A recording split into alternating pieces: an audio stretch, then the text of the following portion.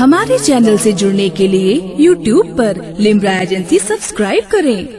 والصلاة والسلام على سيد الأنبياء والمرسلين وعلى آله وأصحابه الطيبين الطاهرين، أما بعد، فأعوذ بالله من الشيطان الرجيم، بسم الله الرحمن الرحيم،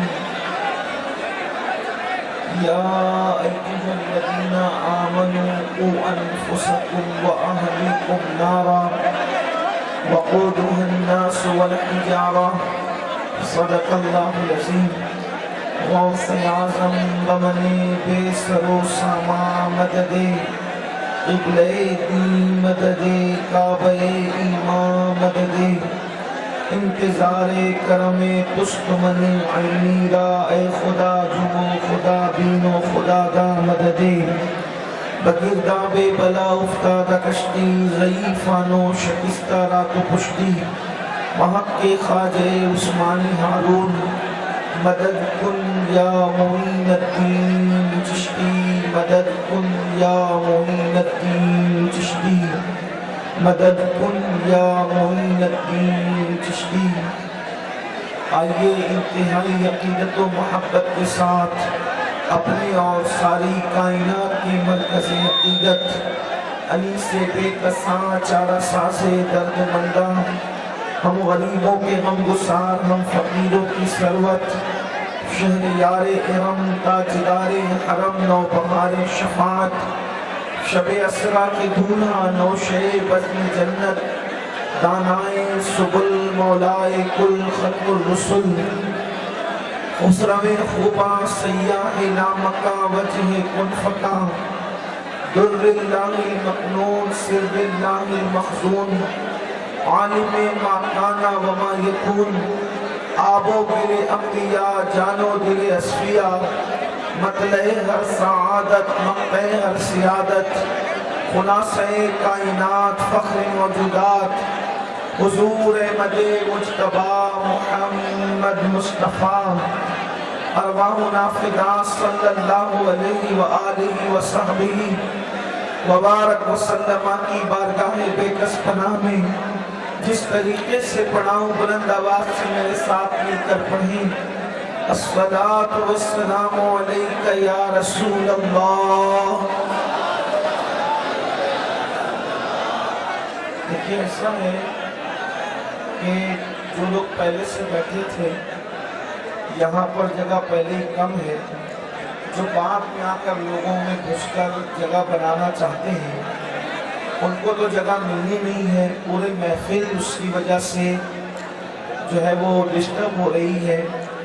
اس لیے میری گزارش ہے کہ اگر آپ کو بیٹھنے کے لیے جگہ نہیں ہے تو آپ نہ بیٹھیں، تھوڑی دیر کھڑے ہو کر ہی سن لیں، لیکن تھوڑی دیر ذرا سی دیر کی بات ہے، کچھ باتیں سن لیں اور جیسے درود شریف پڑھایا جا رہا ہے آپ اس کو بلند آواز سے پڑھ لیں۔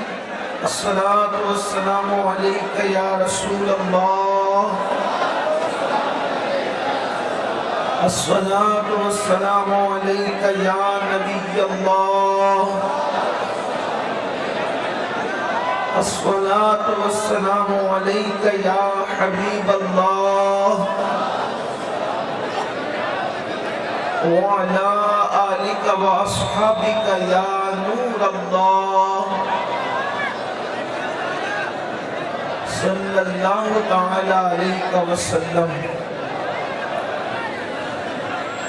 تیرا ذرہ مہ کامل ہے یا غوث، تیرا ذرہ مہ کامل ہے یا غوث، تیرا قطرہ یم ساحل ہے یا غوث، کوئی سالک ہے یا واسی ہے یا غوث، وہ کچھ بھی ہو تیرا سائل ہے یا غوث، تو اپنے وقت کا صدیق اکبر، تو اپنے وقت کا صدیق اکبر، غنی و حیدر و عادل ہے یا غوث، غنی و حیدر و عادل ہے یا غوث، ہزاروں تابعی سے تو فضو کر، ہزاروں تابعی سے تو فضو کر، یہ طبقہ مجملاً فاضل ہے یا غوث، الوہیت ہی ایک احمد نے نہ پائی، نبوت ہی سے تو عاطل ہے یا غوث، صحابیت پھر تابعیت پھر آگے قادری منزل ہے یا غوث، کہاں تو نے کہ جو مانگو ملے گا، کہااں تو نے کہ جو مانگو ملے گا، رضا تجھ سے تیرا سائل ہے یا غوث، اور ہمارا خاتمہ بالخیر ہوگا، ہمارا خاتمہ بالخیر ہوگا، تیری رحمت اگر شامل ہے یا غوث۔ آج کی یہ محفل جشن غوث اعظم کے حوالے سے انعقاد پذیر ہے، اور ساتھ ہی ساتھ اصلاح عقائد و اعمال کی بھی یہ محفل ہے۔ یاد رکھیے میرے بھائیوں، اس طرح کی محفل میں ہم لوگ گھنٹے 2 گھنٹے کے لیے آتے ہیں، لیکن جو لوگ اس محفل کو سجاتے ہیں ان کے کئی ہفتوں لگ جاتے ہیں اس طرح کی محفل سجانے میں، وہ بہت محنت کرتے ہیں، تب کہیں جا کر ایسی محفلیں سجتی ہے۔ اب اگر ہم اس میں غیر سنجیدگی کا مظاہرہ کریں اور شور کریں، آواز کریں، تو آپ بتائیں کہ اس ماحول میں لطیفہ گوئی تو ہو سکتی ہے لیکن کوئی سنجیدہ گفتگو نہیں ہو سکتی۔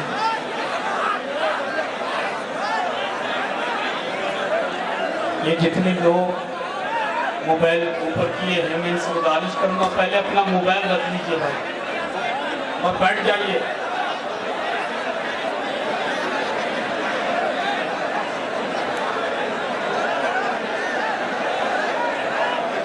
سب لوگ درود شریف پڑھنے ایک مرتبہ بلند آواز سے۔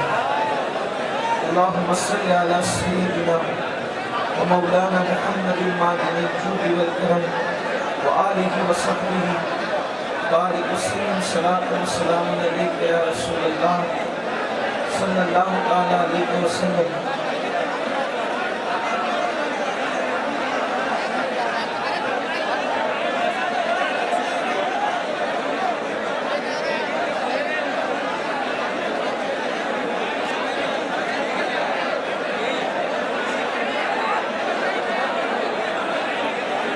سب لوگ بلند آواز سے درود شریف پڑھیں۔ اللہم صلی علی سیدنا و مولانا محمد المعدن الجود والکرم وآلہ وصحبہ وبارک وسلم، صلاۃ و سلام علیک یا رسول اللہ صلی اللہ تعالی علیہ وسلم۔ اللہم صلی علی سیدنا و مولانا محمد المعدن الجود والکرم وآلہ وصحبہ وبارک وسلم، صلاۃ و سلام علیک یا رسول اللہ صلی اللہ تعالی علیہ وسلم۔ تو میں یہ عرض کر رہا تھا کہ آج کی یہ محفل اصلاح عقائد و اعمال کے حوالے سے انعقاد پذیر ہے، اور اسی مناسبت سے قرآن مقدس کی سورہ تحریم شریف سے آیہ کریمہ کے ایک حصے کی تلاوت کرنے کا شرف حاصل کیا ہے۔ اللہ تبارک و تعالیٰ اس کے متعلق مجھے حق کہنے اور آپ سب کو حق سن کر اس پر عمل کرنے اور اسے عام کرنے کی توفیق عطا فرمائے۔ اللہ تبارک و تعالیٰ نے تمام ایمان والے مردوں کو اور تمام ایمان والی عورتوں کو 2 ذمہ داری عطا فرمائی ہے۔ اللہ رب العزت نے 2 ذمہ داری سونپی ہے اپنے مومن بندوں کو اور مومنہ بندیوں کو، اور وہ 2 ذمہ داری کیا ہے؟ اللہ تبارک و تعالیٰ ارشاد فرماتا ہے، یا ایھا الذین آمنوا قوا انفسکم واہلیکم نارا وقودھا الناس والحجارہ، کہ اے ایمان والو اپنے آپ کو بھی اور اپنی اولاد کو جہنم کی اس آگ سے بچاؤ جس کا ایندھن انسان اور پتھر ہے۔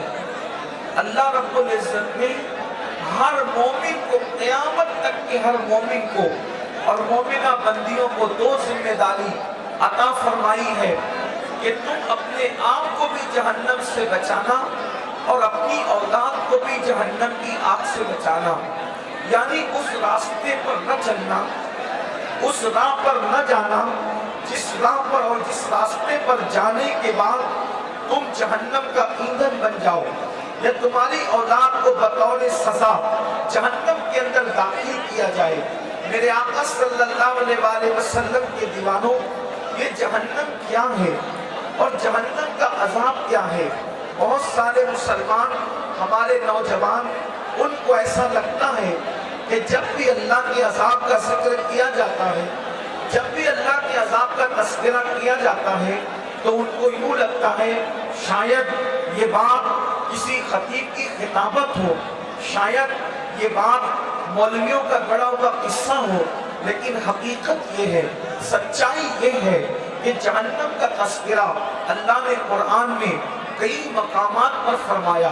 جہنم کا تذکرہ احادیث مصطفیٰ صلی اللہ علیہ وآلہ وسلم کے اندر بکثرت موجود ہے، بلکہ اگر آپ پورے قرآن کو اٹھا کر کے پڑھیں گے تو قرآن مقدس کا 70% حصہ اسی آخرت پر مشتمل ہے، جس میں عذاب کا ذکر ہے، جس میں انعامات کا ذکر ہے، جس میں جنت و جہنم کا ذکر ہے، جس میں میدان محشر کا تذکرہ ہے۔ میرے پیارے آقا صلی اللہ علیہ وآلہ وسلم کے پیارے دیوانوں، اگر انسان یہاں خود فریبی کا شکار رہے، یہاں انسان اگر شیطان کے مکر اور فریب کا شکار رہے، اور انسان قرآن مقدس کی بات پر دھیان نہ دے، احادیث مصطفیٰ پر دھیان نہ دے، تو ایک وقت وہ آئے گا جو موت کی تلوار انسان کے سروں پر لٹک رہی ہے، تو اللہ اکبر، وہ ہمارے اس رشتے کو جو جسم سے روح کا رشتہ ہے، اس رشتے کو وہ تلوار توڑ دے گی۔ سب کے سروں پر موت کی تلوار لٹک رہی ہے، پتہ نہیں اگلے لمحے کے اندر ہمارا شمار زندوں میں ہوگا یا مردوں میں ہوگا۔ اگلے لمحے ہمیں لوگ زندہ کہیں گے یا مردہ کہیں گے، زندہ کہیں گے یا میت کہیں گے۔ اگلے لمحے ہمارا ٹھکانہ ہمارے گھر کا بستر ہوگا یا قبر کی گود ہوگی، اس کی کوئی گارنٹی نہیں ہے۔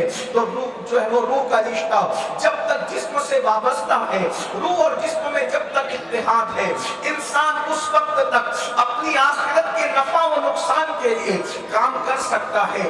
اگر ہم اچھا کریں گے تو آخرت کے نفع کے لیے، اور اچھا نہ کر سکے تو آخرت میں نقصان ہوگا۔ لیکن یاد رکھیں، اگر دنیا میں خود فریبی کا شکار رہے اور جہنم کے راستے پر چلتے رہے، اور جب روح کا رشتہ جسم سے ٹوٹ جائے گا تو یاد رکھنا پھر اللہ کے فیصلے ہیں۔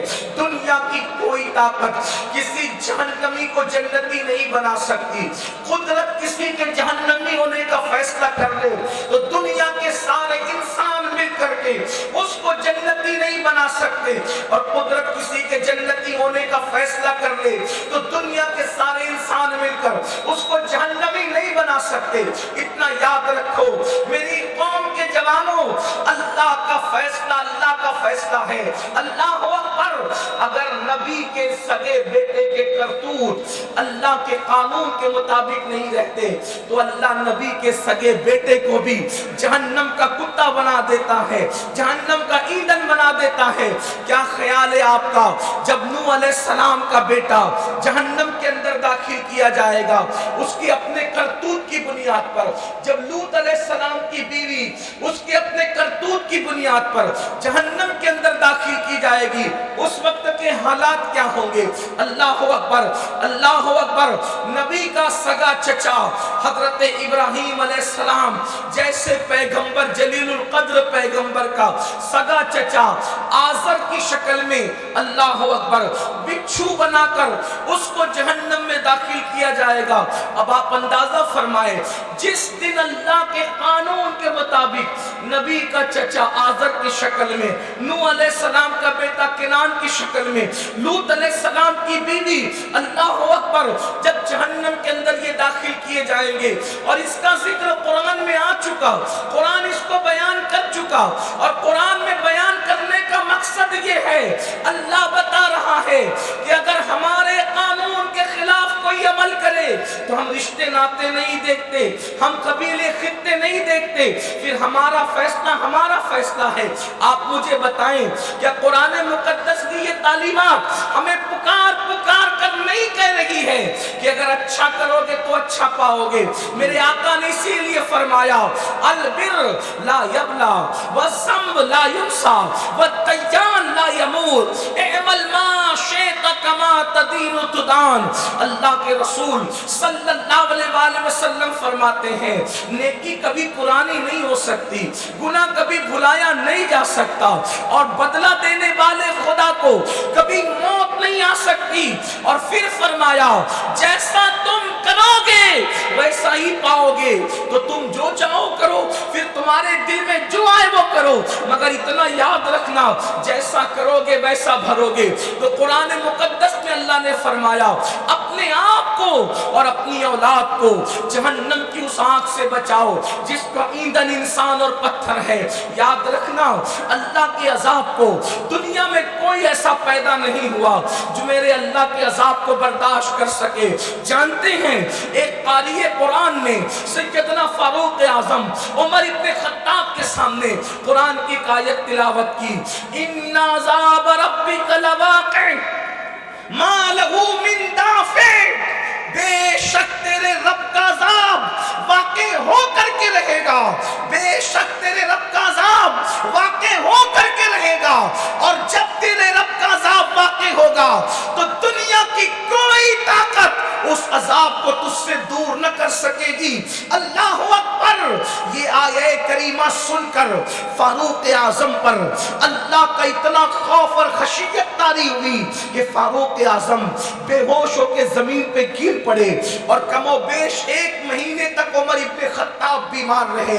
وہ عمر ابن خطاب جس کو رسول اللہ نے جنت کی بشارت دی تھی، وہ عمر ابن خطاب جس کا ذکر توریت میں ہے، جس کا ذکر انجیل میں ہے، جس کی شان قرآن میں بیان کی گئی ہے۔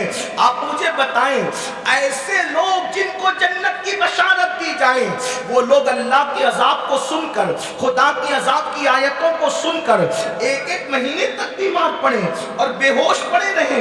اللہ اکبر! اور ہمارا حال یہ ہے، وہ کون سا گناہ ہے جو اپنی زندگی میں نہیں؟ میری قوم کے جوانوں، کبھی اپنے چہرے کو آئینے کے اندر دیکھنا، اتنا خوبصورت چہرہ، اتنا حسین چہرہ اور اتنا نازک سا وجود جب یہ جہنم کے اندر گناہوں کی وجہ سے ڈالا جائے گا تو افسوس، کیا یہ ہمارا وجود اللہ اکبر خدا کے عذاب کو برداشت کر سکے گا؟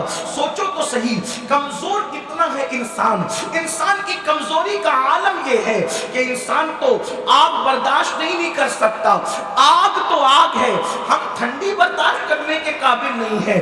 جو انسان اتنا کمزور ہو کہ وہ ٹھنڈک برداشت نہ کر سکے، جو انسان اتنا کمزور ہو کہ وہ مکھی کا ڈنک برداشت نہ کر سکے، جو انسان اتنا کمزور ہو کہ وہ مچھر کا ڈنک برداشت نہ کر سکے، جو انسان اتنا کمزور ہو کہ اس کو کھیت کا بچھو کاٹے تو انسان تڑپتا پھرے، انسان بلکتا رہے، جسے سانپ ڈس لے تو انسان اس کا درد برداشت نہ کر کے موت کے گھاٹ اتر جائے۔ اللہ اکبر! جب دنیا کے ان حقیر سے چھوٹے چھوٹے جانور اور کیڑے مکوڑوں کی تکلیف ہم برداشت نہیں کر سکتے تو کہاں وہ جہنم کا عذاب ہے؟ اب ذرا آؤ، میری اپنی بات نہیں، کسی مولوی صاحب کی بات نہیں، بلکہ تمہارے اور میرے آقا، تمہارے اور میرے مالک و مولا، تمہارے اور میرے نبی مصطفیٰ جان رحمت صلی اللہ علیہ وآلہ وسلم کا ذکر پورے ہوش کے ساتھ، دل کے کانوں کے ساتھ سنو۔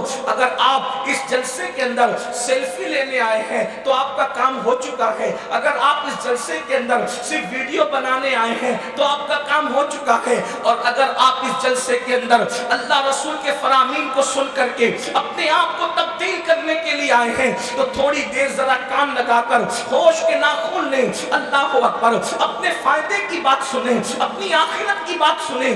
اللہ اکبر! ہم میں کون ہے جو خدا کے عذاب کو برداشت کر سکے؟ اللہ کے رسول غیب دا نبی صلی اللہ علیہ وآلہ وسلم کا فرمان ہے، میرے آقا ارشاد فرماتے ہیں اس حدیث کو اللہ اکبر قرۃ العیون کے اندر فقیہ ابو اللیث سمرقندی نے لکھا ہے۔ کیا لکھا ہے؟ میرے کریم آقا غیب دا نبی، میرے اور آپ کے آقا مصطفیٰ کریم رؤوف الرحیم صلی اللہ علیہ وآلہ وسلم فرماتے ہیں کہ جہنم کے اندر ایک وادی ہے، جہنم کے اندر ایک وادی ہے، یعنی جہنم صرف ایک جو ہے وہ چھوٹی موٹی نہیں ہے، بلکہ جہنم میں کئی وادیاں ہیں، جہنم کے کئی حصے ہیں، جہنم کے کئی درجے ہیں، درجے ہیں ویسے جہنم کے کئی درجے ہیں. تو میرے اور آپ کے آقا غیب دا نبی صلی اللہ علیہ وآلہ وسلم فرماتے ہیں کہ جہنم میں ایک وادی ہے جس کے اندر اتنی گرمی ہے, جس کے اندر آگ کی اتنی تپش ہے, جس میں آگ کے اندر اتنی حرارت ہے کہ اگر اس میں پہاڑوں کو ڈال دیا جائے تو پہاڑ پگھل جائیں. یعنی ایسے حالات ہے جہنم کے اندر کہ اگر اس میں پہاڑوں کو ڈالا جائے تو پہاڑ پگھل جائیں گے. اور وہ ایسی وادی ہے جس سے جہنم بھی ایک دن میں 5 مرتبہ اللہ کی پناہ مانگتا ہے, جس سے جہنم کی اس وادی سے جہنم بھی دن میں 5 مرتبہ پناہ مانگتا ہے. اور اس میں پہاڑوں کو بھی ڈالا جائے تو پہاڑ پگھل جائیں. تو صحابہ کرام نے پوچھا یا رسول اللہ صلی اللہ علیہ وآلہ وسلم, ہمارے ماں باپ پہ قربان, آقا وہ وادی جس سے جہنم بھی دن میں 5 بار پناہ مانگے, آقا وہ وادی جس میں پہاڑ پگھل جائیں, پتھر پگھل جائیں, اس وادی میں کس کو داخل کیا جائے گا, اس وادی میں کس کو ڈالا جائے گا؟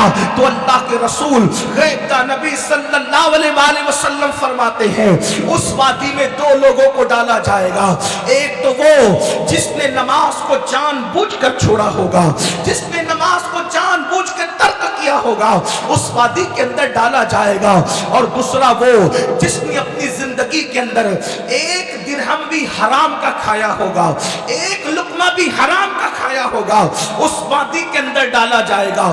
یعنی کہ وہ وادی جس سے ایک دن میں 5 مرتبہ جہنم پناہ مانگے, جہنم کی وہ وادی جس میں پہاڑ بھی پگھل جائیں.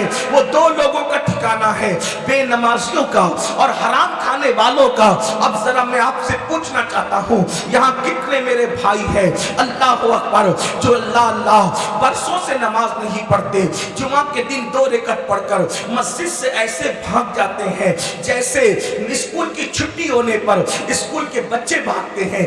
اللہ اکبر, میری قوم کو آج نماز پڑھنے کا وقت نہیں, بڑی آسانی سے کہہ دیتے ہیں کہ مولانا ٹائم نہیں ملتا نماز پڑھنے کے لیے. میرے پیارے آقا صلی اللہ علیہ وآلہ وسلم کے پیارے دیوانوں, مجھے بتاؤ کیا ہمیں اپنی آخرت کی فکر نہیں, کیا ہمیں اپنے جسم سے پیار نہیں؟ اگر کسی راستے پر کانٹے پڑے ہو تو آدمی اس راستے نہیں جاتا, اگر کسی راستے میں گندگی پڑی ہو انسان اس راستے نہیں جاتا, اگر کسی راستے کے اندر کتے بیٹھے ہو یا جنگلی جانور بیٹھے ہو, شیر چیتا بیٹھے ہو, اس راستے نہیں جاتا. لیکن افسوس انسان جہنم کی آگ کے راستے جا رہا ہے, اپنے نازک سے وجود کو, اپنے کمزور کے وجود کو جہنم کا ایندھن بنا رہا ہے.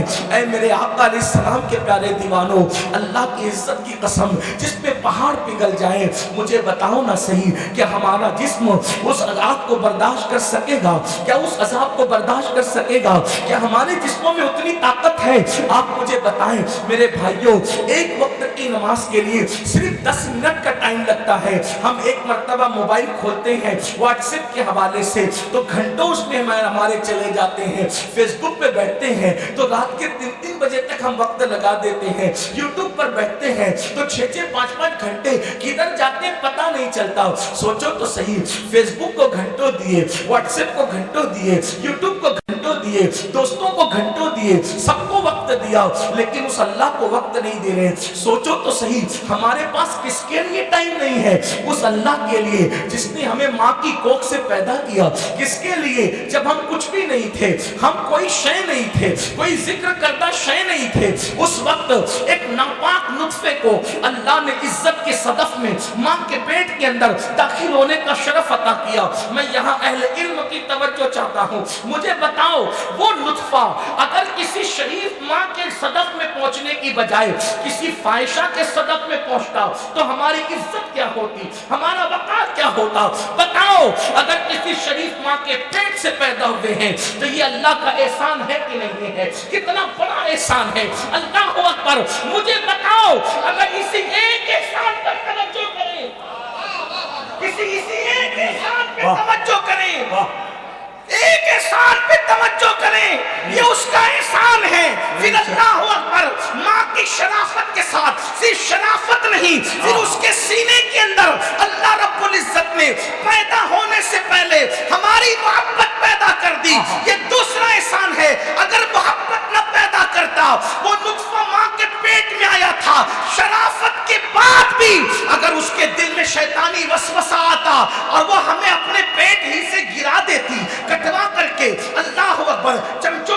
करवा कर, मशीनों से कटवा कर, टुकड़े करवा कर गटरों में बहा देती जैसे और माएँ बहाया करती है, तो बोलो हमारा क्या बनता, हमारा क्या होता। लेकिन उसकी शान है पेट में दाखिल किया शरीफ माँ के, और फिर उस माँ के सीने में हमारे लिए मोहब्बत पैदा कर दी। वो उल्टियां करती रही और सोचती रही खुश होकर के मैं माँ बनूंगी, वो तकलीफें उठाती रही, वो बोझ ढोती रही, उसके बाद सोचती रही कि मैं माँ बनूंगी। फिर इतना ही नहीं, अल्लाह अकबर, उसने हमें जन्म दिया। ये जन्म देने का मरहला भी अल्लाह रब्बुल इज्जत के करम से रहा, वरना अल्लाह अकबर, अल्लाह अल्लाह, हमारे पैदा होते होते हमारी माँ ही मर जाती तो क्या होता, या हम ही मर जाते तो क्या होता। फिर हमारे पैदा होने से पहले माँ के सीने में हमारे लिए ग़िज़ा पैदा की, माँ के सीने में हमारे लिए दूध पैदा किया। अल्लाह अकबर, इस तरीके से कितने एहसानात है। फिर बोलना सिखाया, फिर चलना, अल्लाह अल्लाह, कितने मराहिल है।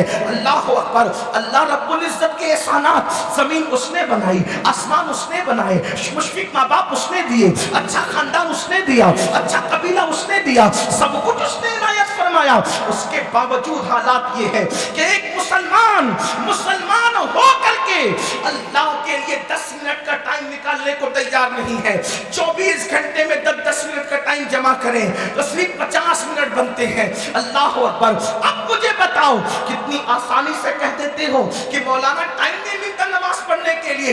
याद रखो, अल्लाह के रसूल कहता नबी सल्लल्लाहु अलैहि वसल्लम ने बेनमाजियों पे लानत फरमाई है। लानत का मतलब क्या है? लानत का मतलब क्या है?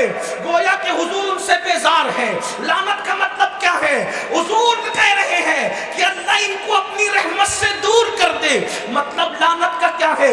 जिन लोगों ने रसूलुल्लाह के दंडान शहीद किए, हुजूर ने उन पे लानत नहीं फरमाई। जिन लोगों ने रसूलुल्लाह को जख्म दिए, हुजूर का खून बहाया, हुजूर ने उन पे लानत नहीं फरमाई। जिन लोगों ने हुजूर के चचा को शहीद किया, हज़रत अमीर हमजा को, हुजूर ने उन पे लानत नहीं फरमाई। जिन लोगों ने हमजा का सीना चीर करके उससे कलेजा निकाला और कच्चा कलेजा दांतों के तले दबाया और कलेजा दांतों तले दबाकर चबा करके थूका, इस फेल पर भी रसूलुल्लाह ने उनको लानत नहीं की बल्कि उनकी हिदायत के लिए दुआ की। मगर फरमाया जो नमाजों को तर्क करता है उस पर अल्लाह की भी लानत है, रसूलुल्लाह की भी लानत है, फरिश्तों की भी लानत है। मुझे बताओ, जिस कौम पर इतनी लानतें हो वो कौम इज्जत के साथ कैसे जी सकती है? उस कौम के घरों में बरकत कैसे हो सकती है? उस कौम को वकार कैसे मिल सकता है? वो कौम तरक्की की राह कैसे चल सकती है? आप जानते हैं ऐसी कौम पर फिर अल्लाह के अजाब की शक्ल में कभी जालिम हुक्मरान आते हैं, कभी जलजले आते हैं, कभी तूफान आते हैं, कभी तंगदस्ती आती है, कभी औलाद की नाफरमानी आती है। सुन लो, अल्लाह के रसूल गैबता नबी सल्लल्लाहु अलैहि वसल्लम अपने सहाबा से कहते थे, असहाब से कहते थे, जो नमाज नहीं पढ़ता उनके साथ उठा बैठा न करो। हुजूर अपने सहाबा से कहते, अपने असहाब से कहते थे कि जो नमाज नहीं पढ़ता उसके साथ उठा बैठा न करो। क्यों? क्योंकि जो नमाज नहीं पढ़ता आसमान से उस पर लानत बरसती है, उस पर लानत बरसती है आसमान से। अब मेरे आका ने हजरत अबू हुरैरा रज़ी अल्लाह तबारक व तआला का नाम लेकर फरमाया, अबू हुरैरा बेनमाजी के साथ न बैठा कर, इसलिए कि अगर तू बेनमाजी के साथ बैठेगा तो उस पर आसमान से लानत बरसती है, उसका असर तुझ पर भी होगा। एक मकाम पर फरमाया अपने सहाबा से कि दुआ करो। मेरे आका ने अपने असहाब से कहा दुआ करो कि अल्लाह किसी को बदबख्त न बनाए और महरूम न बनाए, अल्लाह किसी को बदबख्त न बनाए और महरूम न बनाए। सहाबे किराम ने अर्ज की, या रसूल अल्लाह, ये बदबख्त और महरूम कौन लोग हैं? बदबख्त किसे कहते हैं, महरूम किसे कहते हैं? तो फरमाया जो नमाज को जानबूझ के छोड़ दे वो बदबख्त भी है और महरूम।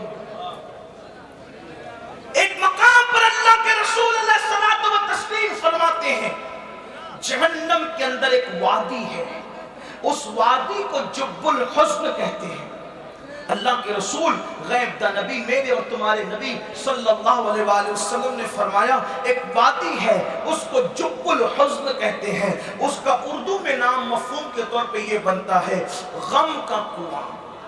جب الحزن غم کا کنواں، یعنی کہ وہ جہنم کا ایسا طبقہ ہے جہاں داخل کیوں تو ہر جہنمی غم میں ہے، لیکن وہاں خاص طور پر غموں کا عذاب ہے، جب الحزن ہے وہ۔ اور اللہ کے حبیب غیب دا نبی سچے سچے صادق و مصدوق صلی اللہ علیہ وآلہ وسلم ارشاد فرماتے ہیں اس کے اندر صرف جو بچھو پڑے ہوئے ہیں وہ کھچروں کی طرح موٹے موٹے ہیں، یعنی عرب کے کھچر جتنے موٹے ہوتے ہیں اس جب الحزن میں اتنے موٹے موٹے بچھو ہیں، اور ان کا حال یہ ہے کہ ان کے ایک منہ میں 70 ڈنک ہے اور ہر ڈنک میں زہر کی ایک تھیلی ہے، جب وہ کسی کو ڈنک ماریں گے تو 1000 سال تک کے وہ زہر ان کے جسم میں گھومتا رہے گا اور ان کا سارا گوشت تو جھڑ جائے گا، ان کی ہڈیاں ٹوٹ پڑے گی، اللہ اکبر، ہڈیاں ٹوٹ پڑے گی،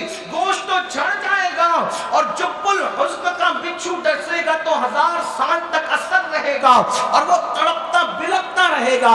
صحابہ نے پوچھا یا رسول اللہ صلی اللہ علیہ وآلہ وسلم ہمارے ماں باپ آپ پہ قربان، یہ عذاب جب الحزن کا کس کو ہوگا؟ تو فرمایا جو نمازوں کو ترک کرتا ہے، جو نمازوں کو چھوڑتا ہے۔ قرآن تو کہہ رہا ہے ناصحانہ طور پر او انفسکم و اہلیکم نارا، اپنے آپ کو اور اپنی اولاد کو جہنم کی آگ سے بچاؤ، یعنی اے مومنو نماز کی پابندی کر لو، نماز کے لیے وقت نکال لو۔ پورے قرآن میں کم و بیش 700 مرتبہ اللہ نے نماز کا حکم دیا۔ اللہ کے رسول غیب دا نبی صلی اللہ علیہ وآلہ وسلم فرماتے ہیں جب معراج کی شب میں نے جہنم کا مشاہدہ کیا تو میں نے دیکھا کہ جہنم کے اندر کچھ ایسے لوگ ہیں جن کے سر کو کچلا جاتا ہے اور ان کے سروں کو پتھر سے کچلا جاتا ہے، اور جب پتھر سے سر کچلا جاتا ہے تو ایسے ان کا سر ریزہ ریزہ ہو جاتا ہے، جیسے چنے پر ہتھوڑا مارنے سے چنا پس جاتا ہے، ایسے ہی لوگوں کے سروں پہ جب پتھر مارا جاتا ہے تو ان کا سر اس طرح پس جاتا ہے کہ ریزہ ریزہ ہو جاتا ہے، پھر پتھر لڑک کر کے دور جاتا ہے، تو پتھر لانے والا جب پتھر لانے جاتا ہے تو اتنے دیر میں اللہ پاک اس کا سر پھر درست کر دیتا ہے، پھر مارا جاتا ہے، پھر سر پستا ہے، پھر سر درست کیا جاتا ہے، پھر پتھر لایا جاتا ہے۔ یہ سلسلہ چل رہا تھا۔ ذرا سوچو پورے جسم میں کہیں بھی چوٹ لگے اتنی تکلیف نہیں ہوتی، لیکن اللہ اکبر سر کو چوٹ لگے تو کتنی تکلیف ہوتی ہے۔ اللہ اللہ، میرے آقا علیہ السلام نے فرمایا، میں نے جبریل سے پوچھا اے جبریل یہ دردناک عذاب کس کو دیا جا رہا ہے؟ تو جبریل امین نے عرض کیا یا رسول اللہ صلی اللہ علیہ وآلہ وسلم یہ وہ لوگ ہیں جو نماز کو وقت گزار کر پڑھتے تھے، یعنی نماز کا وقت چلا جاتا تھا، اپنی زبان میں نمازیں قضا کر کے پڑھتے تھے، نماز پڑھتے تھے مگر قضا پڑھتے تھے۔ اب آپ مجھے بتاؤ جو قضا کر کے نماز پڑھے اس کا یہ انجام ہے، جو سرے سے نماز پڑھتا ہی نہیں اس کا کیا انجام ہوگا؟ اس لیے میرے بھائیوں اللہ رب العزت کے عذاب سے ڈرو۔ اللہ کے حبیب علیہ السلام جہنم کا مشاہدہ کرتے معراج کی شب، اور اس کا ایک خاکہ اور بلکہ اس کی ایک سروے رپورٹ کہہ لیجئے آقا علیہ الصلوۃ والتسلیم گویا کے پیش فرماتے ہیں۔ آئیے ذرا اس کو دل کے کانوں سے سنیں۔ میرے آقا علیہ الصلوۃ والتسلیم فرماتے ہیں کہ میں اور آگے بڑھا، میں نے جہنم کا مشاہدہ کرتے ہوئے اور آگے بڑھا تو میں نے دیکھا کہ ایک گڑھا ہے جو نیچے سے کھلا ہوا ہے، یعنی نیچے سے چوڑا ہے اور اوپر سے تنگ ہے، اور لوگ اس کے اندر جوش آتا ہے، اس آگ کے اندر جوش آتا ہے تو لوگ نیچے سے اوپر کی طرف آتے ہیں اور ان کے چیخنے چلانے کی آوازیں آتی ہیں، ان کے چیخنے چلانے کی آوازیں آتی ہیں، اور ان کی چمڑی کو آگ کی کینچی سے کاٹا جاتا ہے، آگ کی کینچی سے چمڑی کاٹی جاتی ہے۔ میں نے پوچھا جبریل یہ کون لوگ ہیں؟ تو جبریل امین نے عرض کیا یا رسول اللہ صلی اللہ علیہ وآلہ وسلم یہ وہ لوگ ہیں جو دنیا میں اس لیے بن سمر کر نکلتے تھے، لڑکے اس لیے بن سمر کے نکلتے تھے کہ لڑکیاں ان کو دیکھ کر ان کے فتنے میں مبتلا ہو جائیں، اور یہ لڑکیاں اس لیے بن سمر کے نکلتی تھی کہ لڑکے دیکھ کر ان کے فتنے میں مبتلا ہو جائیں۔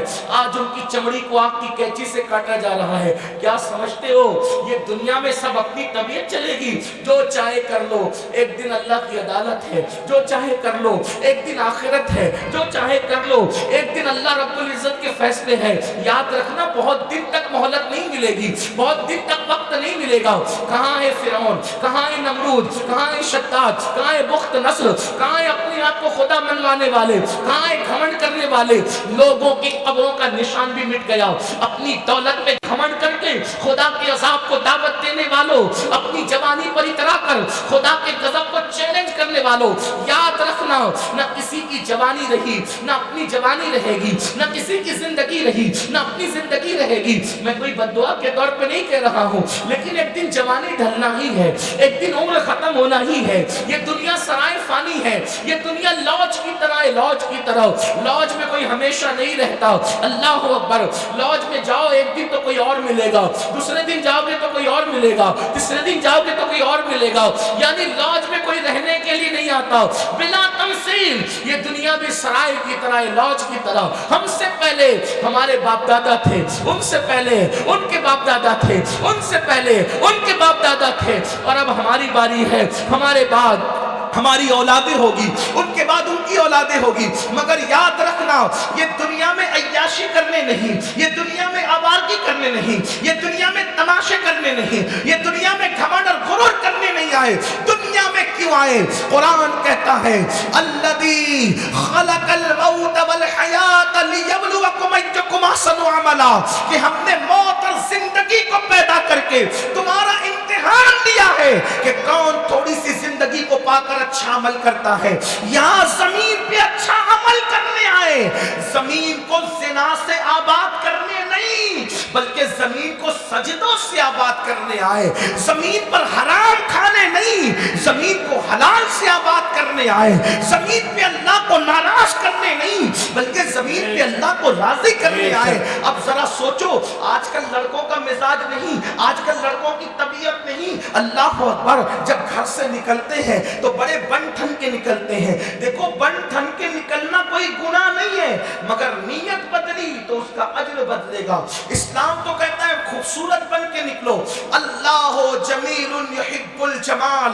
اللہ کے رسول علیہ السلام سے کسی نے عرض کی یا رسول اللہ, آپ کا فلاں صحابی مغرور ہے, آپ کا فلاں صحابی غرور کر رہا ہے. تو فرمایا کیسے؟ وہ کہا وہ تو اچھے کپڑے پہنتا ہے, بن ٹھن کے نکلتا ہے. تو میرے آقا نے فرمایا اچھے کپڑے پہننا, بن ٹھن کے نکلنا یہ غرور اور گھمنڈ نہیں ہے, بلکہ یہ غرور ہے کہ انسان اپنے آپ کو سب سے بہتر سمجھے, یہ غرور ہے. رہی بات اچھے کپڑوں کی, بن سورنے کی, وہ تو میں بھی کرتا ہوں, اور میرے اللہ نے مجھے حکم دیا ہے اور فرمایا اللہ جمیل یحب الجمال.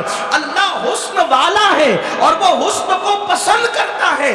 گندے کپڑوں کو, پھٹے ہوئے کپڑے زبردستی کوئی پہنے اور زبردستی پیون والے پہنے, حیثیت کے باوجود بھی, عطا کے باوجود بھی. بلکہ ایک صاحب کو دیکھا وہ بڑے ہلکے کپڑے پہنے ہیں, تو پوچھا اللہ نے تجھے دولت دی ہے؟ ہاں دی ہے. تو فرمایا اگر اللہ نے دولت دی ہے تو وہ تیرے وجود پہ نظر آنا چاہیے, یہ بھی شکر کا ایک حصہ ہے. یعنی اللہ نے کسی کو نوازا اور وہ زبردستی فقیر بنے پھرتا رہے, اس کی اسلام اجازت نہیں دیتا.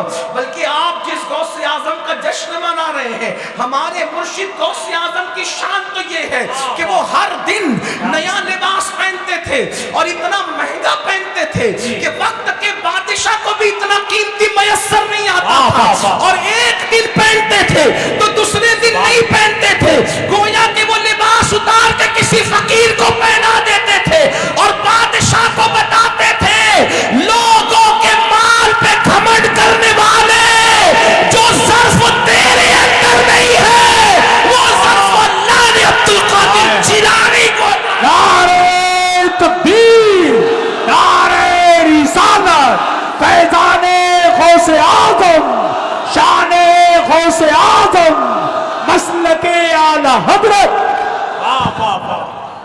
بہت اچھا. بادشاہ سے مہنگا لباس ایک دن پہنا اور دوسرے دن کسی فقیر کو پہنا دیا.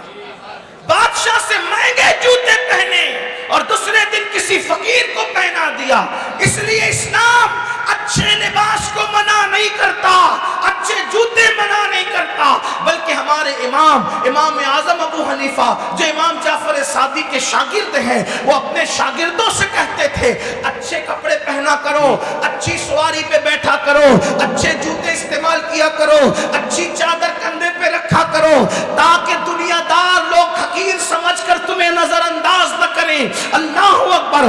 آپ کو بتاؤں، ایک مرتبہ حضرت امام موسیٰ کاظم نے بڑے مہنگے جوتے پہنے اور مہنگے جوتے پہن کر بادشاہ سے ملنے کے لیے کسی کام سے چلے گئے، تو بادشاہ نے کہا موسیٰ کاظم تو سید اہل بیت میں سے ہے اور اتنے مہنگے جوتے پہنتا ہے؟ تو مسکرا کے فرمایا ہاں اتنے مہنگے اسی لیے پہن کر آیا ہوں کہ تم جیسے دنیا کے کتوں کی نظر ہمارے پیروں پر رہے۔ نعرہ تکبیر، نعرہ رسالت، فیضان غوث اعظم۔ تمہاری نظر ہمارے پیروں پر رہے، ہمارے چہرے بچانے کی تمہاری حیثیت کیا بات ہے، زندہ باد زندہ باد۔ تو اسلام اچھے کپڑوں سے نہیں روکتا، اچھے کپڑوں سے منع نہیں کرتا، اچھے جوتوں سے منع نہیں کرتا، غرور اور گھمنڈ سے منع کرتا ہے۔ کیا کہ جب تم اچھے جوتے اچھے کپڑے پہنو تو یہ دل میں خیال نہیں آنا چاہیے کہ میں سب سے بہتر ہوں، بلکہ اپنے آپ کو سب سے حقیر سمجھو۔ مجھے خوشی ہے کہ ہمارے مالیگاؤں شہر کے ہمارے بڑے عظیم شاعر ہمارے محلے کے یہ گلی کے ایک کونے پہ میں، دوسرے کونے پہ ہمارے واحد انصاری صاحب رہتے ہیں، گویا کہ مالیگاؤں کی گلی کا ایک اور دوسرا کونا یہاں پر موجود ہے۔ ماشاءاللہ بڑے اچھے نعت گو شاعر ہیں ماشاءاللہ، عاشق رسول، شاید ان کو سن چکے ہوگے یا سنو گے۔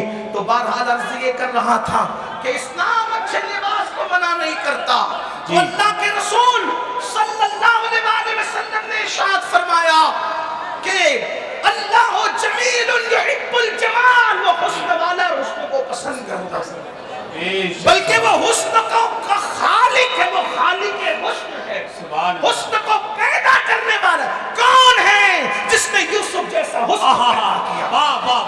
کون ہے جس نے جانے یوسف محمد الرسول اللہ کا حسن پیدا کیا؟ خدا کی عزت کی قسم، انسان رسول اللہ کو دیکھ کے اندازہ کرتا ہے کہ جب بننے والے کے حسن کا یہ عالم ہے تو بنانے والے کے حسن و جمال کا۔ نعرہ تکبیر، نعرہ رسالت، حسن مصطفیٰ، شان مصطفیٰ، فیضان غوث اعظم، مسلک اعلی حضرت فیضان سرکار مفتی اعظم ہند۔ اس حسن کو میرے امام یوں کہتے ہیں وہ کمال حسن حضور ہے کہ گمان نقص جہاں نہیں، وہ کمال حسن حضور ہے، یہ اس کی تخلیق کا عالم ہے، تخلیق ایسی ہے تو خالق کیسا ہوگا؟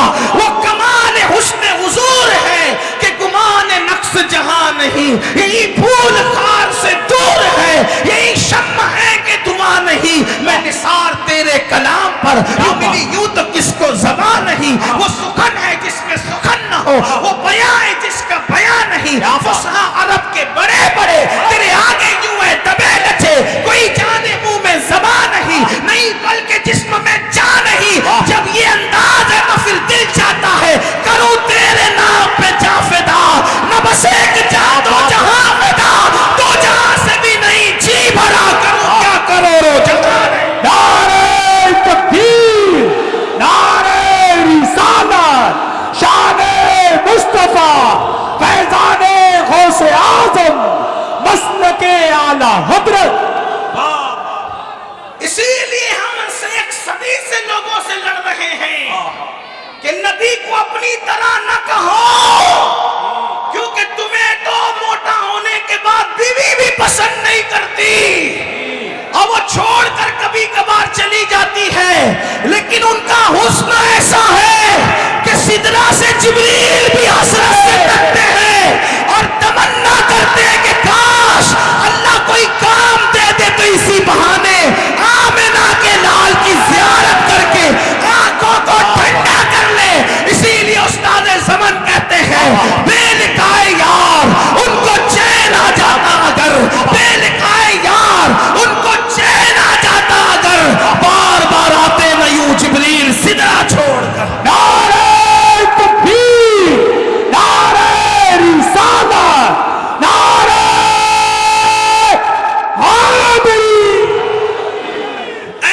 हुस्न वाला रसूल मिला, जिसके रसूल के हुस्न का ये आलम है, तो खालिक के हुस्न की शान क्या होगी। अल्लाह अकबर, जिसकी कोई मिस्ल नहीं, जिसकी कोई मिसाल नहीं, जिसकी कोई जिद नहीं। अल्लाह अकबर। तो आज ये कर रहा था, मेरी कौम के जवानों, हुस्न नापसंद नहीं, बनना सवरना नापसंद नहीं, बन के जरूर निकलो, सवर के जरूर निकलो। बल्कि आपको बताऊं, मेरे आका जब घर से निकलते थे तो इतने एहतिमाम से निकलते थे कि अगर घर में कभी कभार आईना नहीं होता तो पानी में अपना चेहरा देखते। सुभान अल्लाह, सुभान अल्लाह, क्या पानी में अपना चेहरा देखते। और जब कभी अल्लाह अकबर मेरे आका ने सलात व तस्लीम से किसी ने पूछा तो मेरे आका फरमाते हैं, जो इसलिए बन संवर के घर से निकला कि जिससे मिलने जा रहा है अपना वो भाई भी खुश हो जाए, वो भाई भी, तो जो गया उसकी भी और जिसके पास गया उसकी भी अल्लाह दोनों की मगफिरत फरमा देता है। बनने संवरने पे कोई सवाल नहीं है, लेकिन इस नीयत से जो बन संवर कर निकले। लड़के इसलिए सवरे कि लड़कियां उनके फितने में मुब्तला हैं।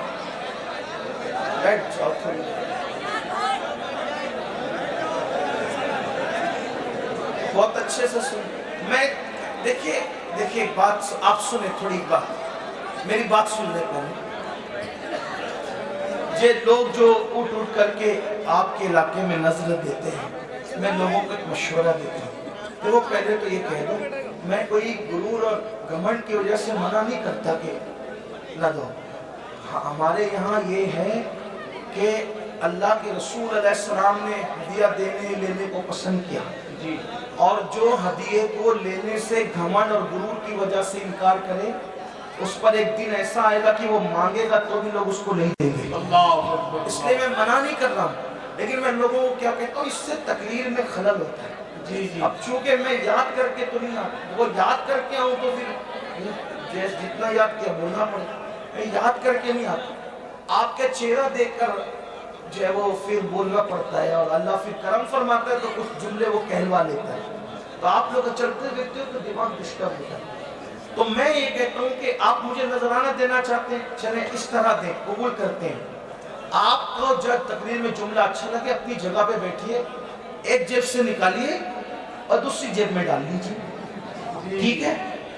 इसलिए कि आप मुझे दे रहे हैं, इधर से निकाल के इधर डाल लो, या एक हाथ से निकाल के दूसरे हाथ में रख लो, और वो सारे पैसे जमा करो। और जब कल सुबह फजर की नमाज अपने मोहल्ले की मस्जिद में पढ़ने जाना, तो मेरी तरफ से भी और अपनी तरफ से भी उस इमाम को नजराना पेश करो। नारे तकबीर, नारे रिसालत, फैज़ाने गौसे आज़म, मसलके आला हज़रत।